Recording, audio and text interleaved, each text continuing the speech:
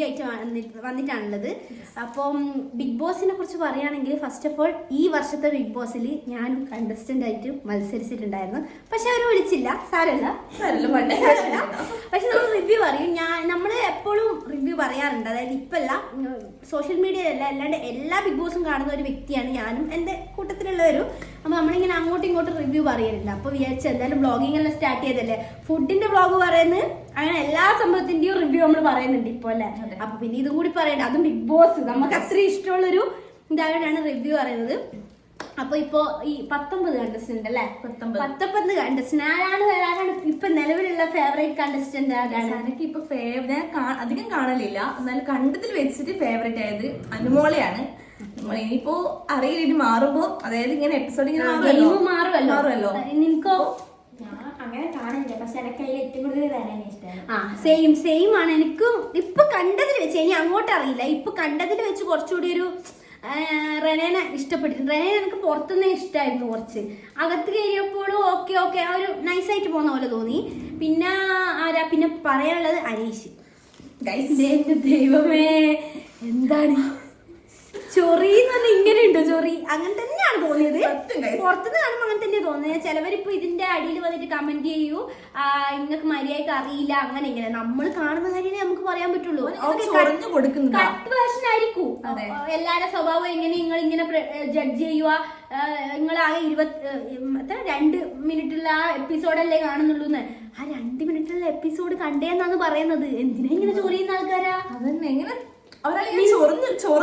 Judge ചെയ്യുന്ന means അങ്ങനെയെല്ലാം ചെയ്യാവൂ? എനിക്കറിയില്ല. എനിക്ക് നമ്മള് കണ്ട ആൾക്കാരിൽ ആരും ഇങ്ങനെ ഒരു ക്യാരക്ടർ ഇല്ലല്ലേ. അപ്പോ ഞാൻ അതിൻ്റെ കൂടെ പോയിട്ട് എന്തായാലും ട്രിഗർ ആവാൻ വേണ്ടിട്ടാണ് ബേസിക്കലി ഇവര് ചെയ്യുന്നത് ഇങ്ങനെ. അപ്പം അനീഷ് എന്ന് പറയുന്ന ആളാ അത്ര വലിയ ഇതായിട്ട് വെറുതെങ്കിലും എന്താ പറയാ, ക്യാമറ സ്പേസിന് വേണ്ടിട്ട് വെറുതെങ്കിലും ഒച്ചപ്പാടാക്കുന്ന പോലെയാണ് തോന്നിയിട്ടുള്ളത്. പിന്നെ കുറെ ആളുണ്ട് ഇങ്ങനെ ന്യൂട്രൽ ആയിട്ടുള്ള ആൾക്കാര്. അതായത് ഈ അനുമോൾ അങ്ങനെ തോന്നി. അനുമോൾ ഇങ്ങനെ നോർമൽ ആയിട്ട് അനുമോള്, പിന്നെ ശാരിക, അങ്ങനത്തെ കുറച്ച് ആൾക്കാരില്ലേ. പിന്നെ ആരായിരുന്നു, പിന്നെ അബി എന്ന് പറയുന്ന ഒരാളുണ്ടല്ലോ, ഡാൻസറാണ്. ഒരു അഭിലാഷ് എന്നാണ് തോന്നുന്നു പേര്, കറക്റ്റ് അറിയില്ല പേര്. ആള് ഒരു ഒച്ചപ്പാടാക്കുന്നുണ്ട് ഭയങ്കര. ഇനി ആളെ സ്വഭാവം അങ്ങനെയാണെന്നല്ല, പിന്നെ റോബിൻ രാധാകൃഷ്ണനെ പോലെ ഒച്ചപ്പാടാക്കാൻ തുടങ്ങി. ഇനി അറിയില്ല ക്യാരക്ടർ എങ്ങനെയാണ്. ഹിന്ദി അതാണ് സംഭവം. ഹിന്ദിയിലുള്ള ഒരാളെ ഇപ്പുറത്ത് എന്തിനു കൊണ്ടുവന്നു എനിക്കൊരു ഇതുണ്ട്. കാരണം ഒരിക്കൽ പോയോണ്ട് അത്രയും എക്സ്പീരിയൻസ് ഉണ്ടാവില്ല. അപ്പൊ ഇപ്പുറത്ത് വന്നിട്ട് ബോംബ് പൊട്ടിക്കാൻ പറ്റും എന്നുള്ള രീതിയിലാണോ അവർ ഇട്ടത്? മീൻസ് എക്സ്പീരിയൻസ് ചെയ്തവർ ഒന്നുകൂടി വരുമ്പോ ഒന്നുകൂടി അമുട്ടാവൂലേ സാധനം. അവര് കുറെ കാര്യങ്ങൾ എക്സ്പീരിയൻസ് ചെയ്തിട്ടല്ലേ വരുന്നത്. അതുകൊണ്ട് ഇട്ടാണ് നല്ല. പക്ഷെ ഒരാളെ ഓപ്പർച്യൂണിറ്റി അല്ലേ പോയത്, ഒരു പുതിയൊരാളെ മത്സരിച്ച് പോകുന്ന ഇതിലാണ്. അയ്യോ അങ്ങനെയല്ല, നമുക്ക് കിട്ടിയില്ല, കുഴപ്പമില്ല. പിന്നെ അപ്പോ ആള് ആ ഗിസേൽ എന്നല്ലേ പേര്, ഗിസേലിനാ ഒന്ന് സൂക്ഷിച്ചോ. കാരണം എക്സ്പീരിയൻസ് ചെയ്തിട്ട് പിന്നെയും രണ്ടാമത് വന്നതാണ്. കളികൾ അറിയായിരിക്കും. അത് ഹിന്ദിയിൽ മീൻസ് കുറച്ചുകൂടി സീനാണ്, ഇവിടുത്തെ സീനാന്ന് തോന്നുന്നത്. പിന്നെ ഒരു ആര്യൻ എന്ന് പറയുന്ന ആള്, അത് കുറച്ച് ലവ് ട്രാക്ക് എല്ലാം പോകുന്ന പോലെ തോന്നുന്നുണ്ട്. നമ്മൾ തോന്നുന്ന കാര്യമാണ് നമ്മൾ പറയുന്നത്. ഇനി അങ്ങനെ പറഞ്ഞു ഇങ്ങനെ പറഞ്ഞു പറയാൻ വരണ്ട, നമുക്ക് തോന്നുന്ന കാര്യം പറയാൻ വരുന്നത്. പിന്നെ ആരായിരുന്നു? പിന്നെ കുറെ ന്യൂട്രൽ ആൾക്കാരുണ്ട് ഈ ബോയ്സിൽ തന്നെ. മറ്റേ എന്തായിരുന്നു പേര്, ഒനീൽ എന്ന് പറയുന്ന ഒരു. പിന്നെ കഴിഞ്ഞ എപ്പിസോഡിൽ കണ്ടിട്ട് എനിക്ക് ഒട്ടും ആക്സെപ്റ്റ് ചെയ്യാൻ പറ്റാത്തൊരു കാര്യം, ഷാനവാസ് എന്ന് പറയുന്ന ഏട്ടെ ഡ്രസ്സിനെ പറ്റി പറഞ്ഞത് കണ്ടായിരുന്ന കൺഫെഷൻ റൂമിൽ വന്നിട്ട് പറയാ കോസ്റ്റ്യൂമിന്റെ പേരിൽ കേരളത്തിന്റെ തനിമക്ക് അനുസരിച്ചിട്ടുള്ള കോസ്റ്റ്യൂം അല്ല ഇട്ടിട്ടുള്ളത് എന്ന് പറയുക. ഒരാളുടെ ഡ്രസ്സിനെ കുറിച്ച് പറഞ്ഞത് വളരെ വളരെ വളരെ മോശമായിട്ടുള്ള കാര്യമാണ്. അത് വരെ എനിക്ക് ഓരോ കുഴപ്പമൊന്നുമില്ല. എന്നോടിങ്ങനെ നോർമലായിട്ട് അങ്ങനെയാണ്. അത് കണ്ടപ്പോ സത്യം പറയാലോ പോയി. അതിന്റെ ആളിട്ടതോ ഷോർട്സ് അത് ട്രോൾ ചെയ്തിട്ടുണ്ട്. ഇപ്പം തന്നെ സോഷ്യൽ മീഡിയ അതിനെടുത്ത് ഇതാക്കിയിട്ടുണ്ട്. അത് ആ സമയം കേട്ടപ്പം തന്നെ ഞാൻ ഇങ്ങനെയൊക്കെ കൺഫെഷൻ റൂമില് മീൻസ് ഇങ്ങനത്തെ കാര്യം പറഞ്ഞിട്ടില്ലല്ലോ. സാധാരണ എല്ലാരും ഇങ്ങനെ ചെയ്യുന്നില്ല, അങ്ങനെ ചെയ്ത് മോശമായിട്ട് ചെയ്ത് ഇങ്ങനെ വേണ്ടിട്ടല്ലേ കൺഫെഷൻ റൂമിൽ സാധാരണ എല്ലാരും വോട്ട് ചെയ്യുക ഇതിന് വേണ്ടിട്ട്. ഡ്രസ്സിങ് അതൊരു കാരണമാണോ? അതൊരാളുടെ ഇതല്ലേ, അതൊരു കാരണമാക്കി പറഞ്ഞത്. പക്ഷെ ബിഗ് ബോസ് അത് ഏറ്റെടുത്ത് മീൻസ് അതിനെ തിരുത്താനൊന്നും നിന്നിട്ടില്ല. അതെന്തുകൊണ്ടാന്ന് എനിക്കറിയില്ല. മീൻസ് അങ്ങനെ പറയാവോ എന്ന് അറിയില്ല. പിന്നെ ആരായിരുന്നു ഉള്ളത്? പിന്നെ നമ്മുടെ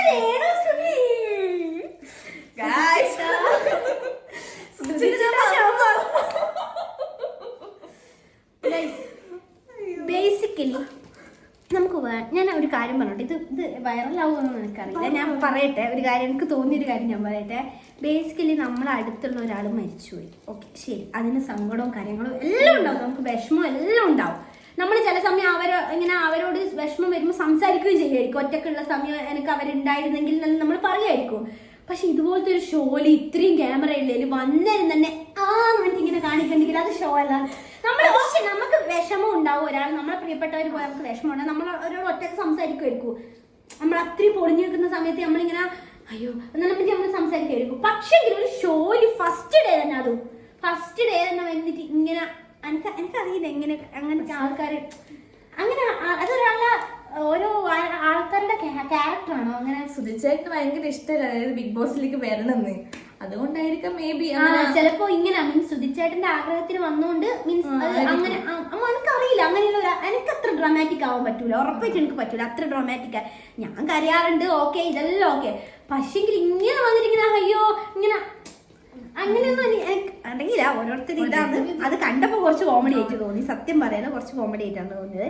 പിന്നെ ഒരു തലവേദനയുടെ വിഷയം ഉണ്ടായിരുന്നു ഇന്നലെ. എന്താ തലവേദന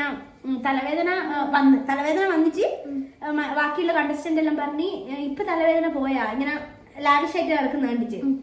അപ്പോഴും പറഞ്ഞ് എനിക്ക് തലവേദനയുണ്ട് എന്നിട്ട് ആളിക്കത്തുന്നു. തലവേദനയുള്ള ഒരാൾക്ക് ആളിക്കത്താൻ പറ്റും. അത് ഭയങ്കര പോയിന്റ് ആയിരുന്നു. അനു പറഞ്ഞത് നല്ലൊരു പോയിന്റ് ആയിരുന്നു. തലവേദനയുള്ള ഒരാൾക്ക് ഇങ്ങനെ ട്രിഗർ ചെയ്യാൻ പറ്റുമോ മറ്റുള്ളവരോട്? അത് കഴിഞ്ഞിട്ടല്ലേ ട്രിഗർ ചെയ്യുക? തലവേദന പോയി കഴിഞ്ഞതിന് ശേഷം വന്നിട്ടല്ലേ നമ്മളെല്ലാം പറയുക? എനിക്കറിയില്ല. ഡ്രാമ തുടങ്ങിയിട്ടുണ്ട് അല്ലാണ്ട് ഒന്നും പറയാനില്ല. ഇപ്പൊ നിലവിലുള്ള കാര്യമാണ് പറഞ്ഞത്. രേണുസുധി ഇനി നല്ല ചെയ്താൽ നല്ലതും പറയും നമ്മൾ വന്നിട്ട്. ഇപ്പൊ നിലവില് ഭയങ്കര അട്ര ഡ്രാമയായിട്ട് തന്നെയാണ് തോന്നിയിട്ടുള്ളത്. പിന്നെ ആയിരുന്നു പിന്നെ കപ്പിൾസ് അവരൊന്നപ്പ എനിക്കങ്ങനെ പറയാനൊന്നും കിട്ടിയില്ല. ഇങ്ങനെ ഒരു ന്യൂട്രൽ. എനിക്ക് കളി വരുമ്പോ പറയാൻ പറ്റും. ഇപ്പൊ ഒരു ന്യൂട്രൽ ഇപ്പൊ വന്നു കയറിയല്ലേ ഉള്ളൂ. പിന്നെ ആരാ ഉള്ളത്? പിന്നെ അപ്പൻ ശരത് ആള് കുഴപ്പമില്ലാന്ന് തോന്നുന്നു. മര്യാദക്ക് മനസ്സിലാക്കിയില്ല. ഒരു എപ്പിസോഡല്ലേ കണ്ടിട്ടുള്ളൂ, അതുകൊണ്ട് കറക്റ്റ് മനസ്സിലായില്ല. കുഴപ്പമില്ലാന്ന് തോന്നുന്നു. പിന്നെ ആരായിരുന്നു? കഴിഞ്ഞില്ലേ? പിന്നെ ഒരു സിംഗർ ഉണ്ടായിരുന്നു, അക്ബർ. ആളെല്ലാം ഒരു ന്യൂട്രൽ ആയിട്ട് എനിക്ക് തോന്നി. ഒന്നും പറയാൻ മാത്രമുള്ള സാധനം ഒന്നും ബിഗ് ബോസ് ഇട്ട കണ്ടിട്ടില്ല. ഇനി ലൈവിലുണ്ടോന്നല്ല, ഞാൻ മെയിൻ ആയിട്ട് എപ്പിസോഡാണ് കാണുന്നത്. പിന്നെ കുറച്ച് ലൈവും കുറച്ച് ഷോർട്സ് കാര്യങ്ങളൊക്കെ കണ്ടിട്ടാണ് ഈ പറയുന്നത്. ബാക്കിയുള്ളവർ അങ്ങനെ എടുത്ത് പറയാൻ മാത്രമല്ല. പിന്നെ ഒരു സംഭവം ഉണ്ടായിരുന്നു, മുൻഷി രഞ്ജിത്ത് എന്ന് പറയുന്ന ആളുടെ ഒരു സംഭവം ഉണ്ടായിരുന്നു. ആള് പറഞ്ഞു റന ഫാത്തിമനോട്, എല്ലാരോടും പറഞ്ഞു, ഒരുമിച്ചിരിക്കും പറഞ്ഞു, എന്നെ ചേട്ടാന്ന് വിളിക്കണ്ട, എന്നെ പേര് വിളിച്ചാൽ മതി എന്ന് പറഞ്ഞു. അപ്പോൾ റന ഫാത്തിമ പറഞ്ഞു അപ്പോൾ എന്തെങ്കിലും ഒരു അടി നടന്നു കഴിഞ്ഞാലും പേര് വിളിച്ചു കഴിഞ്ഞാൽ ഇത് മാറ്റൂലല്ലോ. അപ്പോൾ ഓറ് പറഞ്ഞു എനിക്കൊരു തന്തയുള്ളൂ. അപ്പോൾ റന ഫാത്തിമല്ലോ നമുക്കത് പിന്നെ 2-3 അതൊരു കോമഡി തഗ്ഗിൽ പോയി. പക്ഷെ അതൊന്നും എനിക്ക് വലിയൊരു ചൊറിയായിട്ട് തോന്നില്ല. ഒരു കോമൺ ആയി മീൻസ് അങ്ങനെ ഒരു കുറ്റപ്പെടുത്താനൊന്നും തോന്നില്ല. അത് കുറെ ആൾക്കാർ എടുത്തിട്ട് ഇങ്ങനെ അതിനെന്തല്ലോ ആക്കി ഇങ്ങനെ പറയുന്നുണ്ട്. പക്ഷെ അതിൽ നമുക്ക് വിടാൻ പറ്റുന്ന ഒരു കേസല്ലേ ഒരു.